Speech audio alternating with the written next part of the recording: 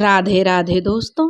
आज हम आपको सुनाएंगे एक अंधे के भाग्य की कहानी। अगर आप हमारे चैनल पर नए हैं तो प्लीज़ हमारे चैनल को सब्सक्राइब करें, वीडियो को लाइक करें और शेयर करें। उत्तर प्रदेश के एक गांव में एक बूढ़ा किसान रहता था। वह बहुत ही गरीब था। उसके 2 बेटे थे। बड़ा लड़का जन्म से ही अंधा था और छोटा बेटा भी अनपढ़ और गंवार था। वह भी कोई काम धंधा नहीं करता था, आलसी था, निठल्ला था। अब वह किसान बड़ा दुखी रहता था। जैसे तैसे दिन गुजरते जा रहे थे। धीरे धीरे वह किसान बीमार रहने लगा और एक दिन उसने चारपाई पकड़ ली। अब वह किसान समझ चुका था कि अब उसकी मृत्यु निकट है। अब उस किसान ने अपने दोनों बेटों को अपने पास बुलाया और छोटे लड़के के हाथ में बड़े अंधे बेटे का हाथ देकर बोला, बेटा, इसका हाथ कभी मत छोड़ना, इससे संबंध कभी मत तोड़ना। चाहे तुमको भीख मांगकर ही गुजारा करना पड़े, लेकिन इसका भार मैं तुम पर ही छोड़कर जा रहा हूँ। छोटे लड़के ने अपने पिताजी से वादा किया, पिताजी, मैं कभी भी बड़े भाई का साथ नहीं छोड़ूंगा, चाहे कितने ही दुख संकट क्यों ना आ जाएं। बूढ़े किसान की कुछ दिन बाद मृत्यु हो गई। बूढ़े किसान के देहांत के बाद छोटा भाई बड़े भाई का हाथ थामकर दिन भर घूमा करता था। जो कुछ भी भीख मांगकर मिलता, पहले बड़े भाई को खिलाता, फिर खुद खाया करता था। इसके अलावा वह कर भी क्या सकता था। फिर भी वह अपने बड़े भाई का पूरा ध्यान रखता था। वह बड़ी मुश्किल से अपने दिन बिता रहा था। अक्सर वह दुख का मारा सारे गांव का चक्कर लगाता, लेकिन उसे भीख नहीं मिलती तो भूखा ही रह जाया करता था।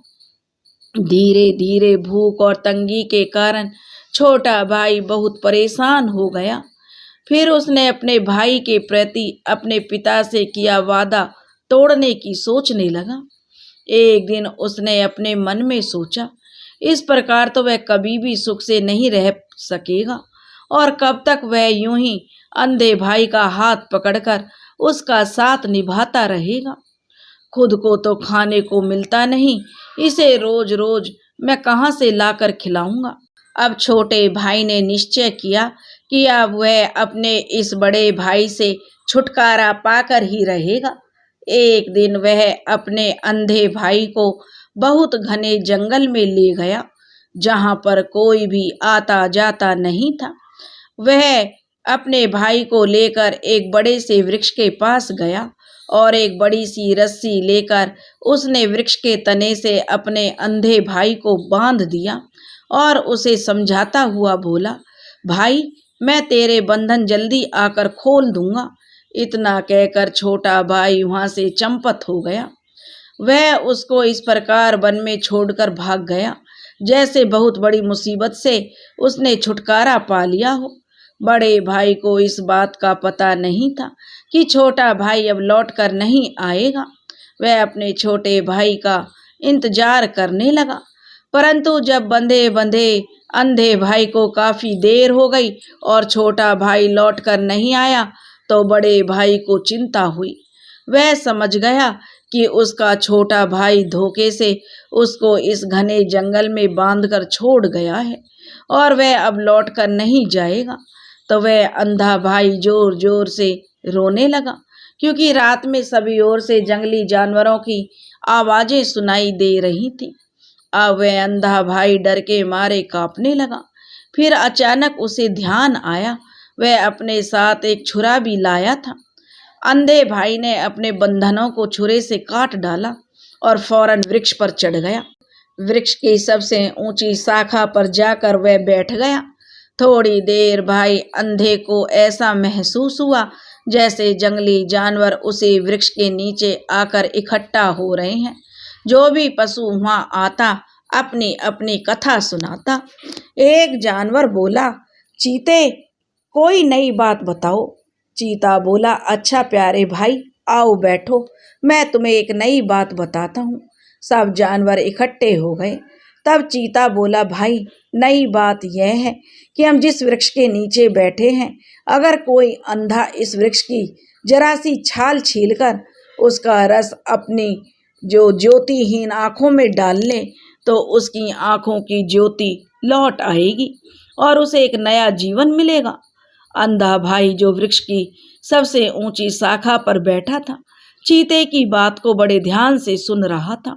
वह चीते की इस भेदपूर्ण बात को सुनकर बहुत ही खुश हुआ। उसने तुरंत छुरा निकाला और उस वृक्ष की थोड़ी सी मुलायम सी छाल काटकर और उसे कुचलकर उसका रस अपनी आंखों में डाल लिया। आंखों में रस पड़ते ही अंधे की आंखों का अंधेरा दूर हो गया। अंधे भाई को ऐसे लगा जैसे उसकी तो दुनिया ही बदल गई हो। उसकी आंखों की खोई हुई ज्योति लौट आई थी। उसको नया जीवन प्राप्त हो चुका था। अंधा भाई बहुत खुश था। अब वह देख सकता था। इसी बीच धीरे धीरे उस वृक्ष के नीचे कई और भयानक जानवर आकर इकट्ठा हो गए थे।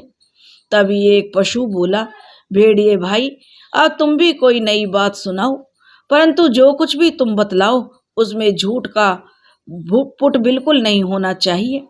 भेड़िया बोला, मैं तुम लोगों को एक रहस्य की बात बताता हूँ। जंगल के बाहर एक नगर है, टिहरी। वहाँ के लोग रहस्यपूर्ण ढंग से कुबड़े और कुरूप हो गए हैं। किसी को भी नहीं मालूम इस परिवर्तन का क्या कारण है। एक दिन सुबह जब वो सोकर उठे तो उन्होंने अपने आप को इस कुबड़े रूप में पाया। उनसे कुछ भी काम धाम नहीं होता है। वह चुपचाप पड़े रहते हैं। उनकी जो भी संतान होती है वह मर जाती है। भेड़िए भाई, तभी एक पशु ने पूछा, इस मुसीबत से छुटकारा पाने का क्या उपाय है? यह तो एक राज की बात है। तब भेड़िया कहने लगा, यह एक बहुत ही बड़े भेद की बात है जिसे मेरे सिवाय कोई नहीं जानता। बस केवल मुझे ही मालूम है कि उत्तरी भाग में स्थित टिहरी नदी के किनारे एक पीपल का वृक्ष है। उस वृक्ष के कोटर में एक काला सांप रहता है। अगर कोई व्यक्ति एक सेर दूध उस सांप को पिला दे तो वह सांप उस शहर को छोड़कर चला जाएगा और वहाँ के निवासी फिर से अपने पहले वास्तविक रूप में आ जाएंगे। उनका कुबड़ापन भी चला जाएगा और उनकी संतान भी जीवित रहेंगी। भेड़िए की बात सुनकर शेर भी कोई भेद भरी बात याद करने लगा। वह बोला, सुनो भाइयों, मैं तुम लोगों को एक ऐसा भेद बताने जा रहा हूँ। अगर कोई मनुष्य इसे जान जाए तो काफी लाभ उठा सकता है। हम चूंकि मनुष्य नहीं है, इसलिए हम इस रहस्य से कोई लाभ नहीं ले सकते। इसी राज्य की राजकुमारी कई दिनों से बीमार पड़ी है। राजा राजकुमारी से बहुत प्रेम करता है। राजा ने राजकुमारी के इलाज में कोई कसर नहीं छोड़ी है। उसने हर जगह से वैद्यों को बुलाया है और वैद्यों ने भी राजकुमारी का काफी इलाज किया है, लेकिन राजकुमारी को कोई भी फायदा नहीं हुआ है। कई वैद्य हकीम राजकुमारी के इलाज के लिए भागे भागे फिर रहे हैं। उन्होंने कोई कसर नहीं छोड़ी, अपना एड़ी चोटी का जोर लगा दिया, परंतु राजकुमारी की अवस्था में कोई सुधार नहीं हुआ। साधु संतों ने भी राजकुमारी को देखा, परंतु वे भी कुछ नहीं कर सके। सबके सब हैरान हैं। किसी की भी दवा काम की साबित नहीं हो रही। राजकुमारी के ठीक होने का सिर्फ एक ही उपाय है। तब वो सभी जानवर बोले, वो क्या है? तब सब बोले, शेर कहने लगा सभी पशुओं के एक साथ पूछने पर कि राजकुमारी के पलंग के नीचे एक काली बिल्ली बड़े मजे से लेटी पड़ी रहती है। वह किसी से कुछ नहीं कहती, किसी को भी उसकी उपस्थिति का पता नहीं है। अगर कोई व्यक्ति उस बिल्ली को वहां से बाहर फेंक दे तो राजकुमारी उसी समय ठीक हो जाएगी। बात समाप्त होते ही सब जानवर बोल उठे, वह जंगल के राजा शेर, तुम्हारी बात तो सबसे अलग है। अगर हम भी मनुष्य होते तो निश्चय ही इस रहस्य का लाभ उठाते। इसी प्रकार बातें करते करते सवेरा होने लगा। एक एक करके सभी जानवर अपने अपने जो रास्ते को जाने लगे। बड़ा भाई अंधा जो था वो वृक्ष की सबसे ऊंची चोटी पर बैठा पशुओं की बातें बराबर सुन रहा था। अब उसकी आंखें देख सकती थी। उसने जब देखा कि सभी जानवर वहां से चले गए तो वह नीचे उतर आया। पहले वह उसी नगर की तरफ चल पड़ा जहां पर रहस्यपूर्ण रूप से परिवर्तन वाली घटना घटी थी। जहां के लोग कुबड़े थे, वहां लोग अपने इस परिवर्तन से बहुत दुखी थे। उनसे कोई काम धाम नहीं हो पाता था, इसलिए अनाज की भी कमी होने लगी थी। अब वह अंधा भाई जल्दी जल्दी चलकर जंगल से बाहर निकल आया और उस नगर में प्रवेश किया जहां पर उसने कुरूप और कुबड़े लोगों को देखा। उसने लोगों से पूछा कि ए नगरवासियों, तुम्हारे कुबड़े और कुरूप होने का क्या कारण है? तो उन्होंने कहा, भाई कुछ पता नहीं, यह कैसी बीमारी है। एक दिन जब हम सोकर उठे तो हमने अपने आप को इस रूप में पाया। हमारी संतान भी जीवित नहीं रहती। बड़ा भाई जो अंधा था बोला, अगर मैं तुम्हारी इस समस्या को दूर कर दूं तो तुम मुझे उसकी क्या कीमत दोगे? उन लोगों में से एक व्यक्ति बोला, अगर तुम नगरवासियों को इस भयानक और आश्चर्यजनक रोग से मुक्त करा दोगे तो इससे ज्यादा खुशी की क्या बात हो सकती है। सारी जनता दुखी है, तुम्हें जितना भी धन चाहिए ले जा सकते हो। बड़ा अंधा भाई बोला, अच्छा, अब तुम लोग अपने अपने घरों को लौट जाओ। कल सुबह तक तुम सभी लोग रोग से मुक्त हो जाओगे। वे लोग उससे काफी हद तक प्रभावित हो चुके थे। उन्होंने आश्चर्य भी व्यक्त कर रहे थे कि यह लड़का किस प्रकार उन्हें इस भयानक रोग से मुक्ति दिलाएगा। यही सोचते सोचते सभी लोग अपने अपने घरों को लौटने लगे। जब सभी लोग लौट गए तो उसने, जो अंधा भाई था, एक बड़े से बर्तन में बाजार से दूध लिया और उत्तर की तरफ बढ़ने लगा। चलते चलते शाम तक वह टहरी नदी के तट पर पहुंच गया। उसी नदी के किनारे उसे पीपल का वृक्ष भी दिखाई दिया। वह उस वृक्ष के नीचे दूध का बर्तन रखकर हाथ जोड़कर बैठ गया। थोड़ी देर बाद एक काला सांप वृक्ष के कोटर से बाहर निकला और नीचे उतरने लगा। सांप ने सारा दूध पी लिया और फिर एक तरफ चल दिया। लड़के ने भी सांप को जाते हुए देखा और वह भी प्रसन्न हो उठा। अब वह वापस शहर की तरफ चल पड़ा। सुबह तक लगातार चलते चलते वह फिर शहर के बीच में जा पहुंचा। लोग सोकर उठने लगे थे और अपने पहले रूप में आ चुके थे। उनका कुरूप और कुबड़ापन दूर हो चुका था। जनता खुश हो रही थी। उन्होंने लड़के का बहुत स्वागत सत्कार किया। अब वह अंधा भाई अपना मन वांछित धन लेकर वहां से चल दिया। अब वह उस राजकुमारी के राजमहल में पहुंचना चाहता था जहां पर राजकुमारी कई दिनों से मूर्छित थी। राजमहल के द्वार पर संतरी खड़ा था। उसने संतरी से पूछा, संतरी जी, तुम सब इतने उदास क्यों हो? क्या कोई बहुमूल्य वस्तु खो गई है या राजा पर कोई विपत्ति आन पड़ी है? संतरी बोला, तुम्हें क्या मालूम नहीं है, राजकुमारी कई दिनों से बीमार है। वैद्य हकीम लाख यत्न करके हार गए हैं, उनसे भी बीमारी का इलाज नहीं हो पाया। राजकुमारी पल पल मृत्यु से जूझ रही है। राजा के साथ साथ जनता भी दुखी है। तब वह अंधा भाई बोला, अगर मैं राजकुमारी को ठीक कर दूं तो मुझे क्या दोगे? तब वह संतरी बोला, जाओ जाकर राजा से पूछ लो। तभी वैद्य हकीम साधु संत वहां आकर खड़े हो गए और उस अंधे लड़के से बोले, मूर्ख, क्या बकता है? क्या तुझे अपनी जान का भी डर नहीं है? अगर तू राजकुमारी को ठीक नहीं कर पाया तो तू अपनी जान से हाथ धो बैठेगा। जिस मर्ज का इलाज हम जैसे बड़े बड़े विद्वान नहीं कर सके, उसका तू मूर्ख बालक क्या इलाज करेगा? जा, भाग जा यहाँ से। लड़का जो अंधा था उनकी बातें सुनकर मुस्कुराया, क्योंकि अब तो उसकी आंखें आ चुकी थी। अब वो अंधा नहीं था। वह बोला, एक बार मुझे राजकुमारी तक पहुंचा दो और मुझे देख लेने दो कि राजकुमारी किस हालत में पड़ी है। राजमहल के द्वार पर शोर सा मच गया।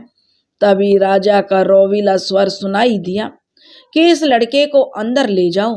राजा मन में सोचने लगा, क्या पता किसी की कौन सी दुआ या दवाई मेरी बेटी को लग जाए। इसलिए इसको भी देख लेते हैं। अगर ठीक हो गई तो ठीक है, नहीं तो फिर इसे सजा दी जाएगी। अब लड़का अंदर पहुंचा तो राजा बोला, ए भोले लड़के, इतना बढ़ चढ़कर बात मत करो। जानते हो, अगर तुम राजकुमारी को ठीक नहीं कर पाए तो मार डाले जाओगे। क्या तुम्हें अपने प्राणों का भी भय नहीं है? तब वह अंधा भाई बोला, महाराज, मुझे एक अवसर तो दीजिए। राजा ने कहा, ठीक है, अगर तुम असफल रहे तो मार दिए जाओगे। लड़का बिल्कुल निडर था। वह कहने लगा, मुझे यह भी मंजूर है, परंतु अगर मैंने राजकुमारी को ठीक कर दिया तो क्या आप मेरी शादी राजकुमारी से कर देंगे? राजा पल भर सोचता रहा, फिर बोला, अच्छा, तुम अभी अंदर चलकर देखो।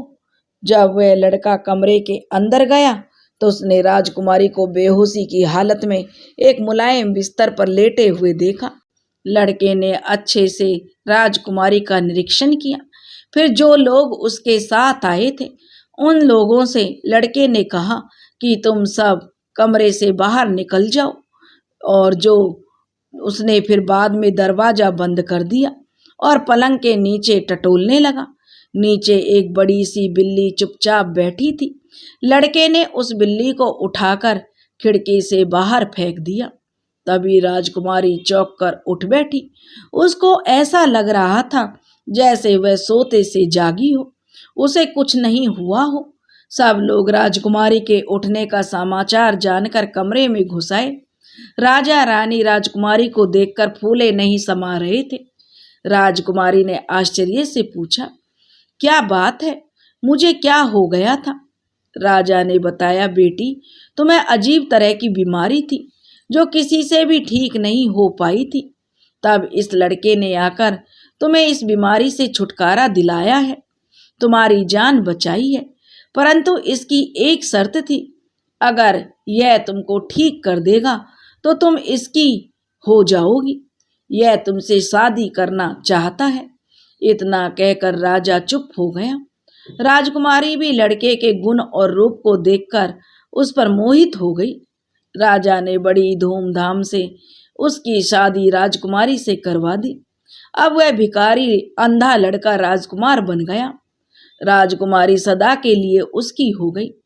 एक दिन वह राजकुमारी के साथ घोड़ा गाड़ी में बैठकर घूमने के लिए निकला। रास्ते में उसे अपना भाई पैदल घूमता हुआ दिखाई दिया। अब उस अंधे भाई ने गाड़ी रुकवाकर उसके पास जाकर कहा अपने छोटे भाई से, अरे भले आदमी, तुम यहाँ पैदल क्यों घूम रहे हो? उसने कहा, तुम्हें इससे क्या? राजकुमार ने पूछा, तुम्हारा कोई भाई भी था? तब वह छोटा भाई बोला, हाँ हाँ था, एक अंधा भाई। तो वह बोला, उसको क्या हो गया, वह कहाँ है? तब छोटा भाई बोला, वह शायद मर गया। यह उत्तर सुनकर वह अंधा भाई बोला, मैं ही तुम्हारा अंधा भाई हूँ, जिसे तुमने मरने के लिए घने जंगल में एक वृक्ष से बांध दिया था।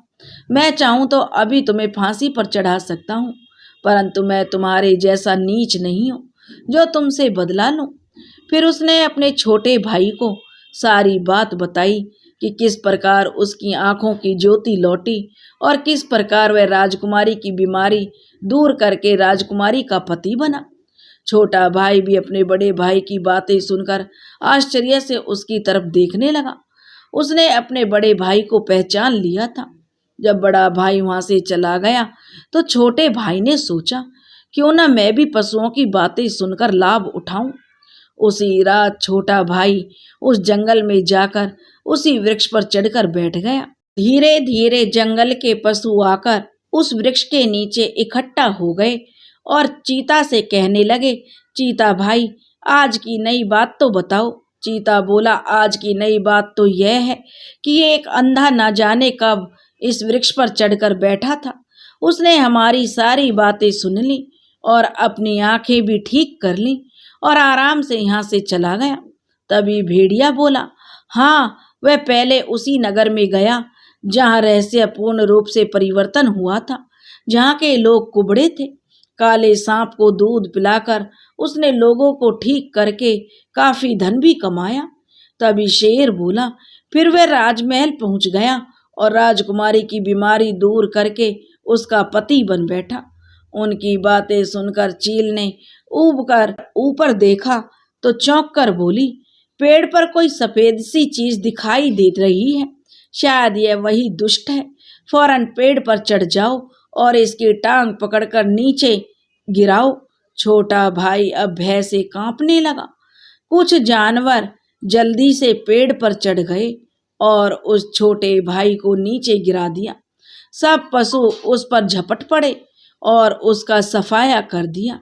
तो दोस्तों, कैसी लगी आपको यह कहानी, कमेंट करके ज़रूर बताइएगा। अगर आप हमारे चैनल पर नए हैं तो प्लीज़ हमारे चैनल को सब्सक्राइब करें, वीडियो को लाइक करें और शेयर करें। राधे राधे।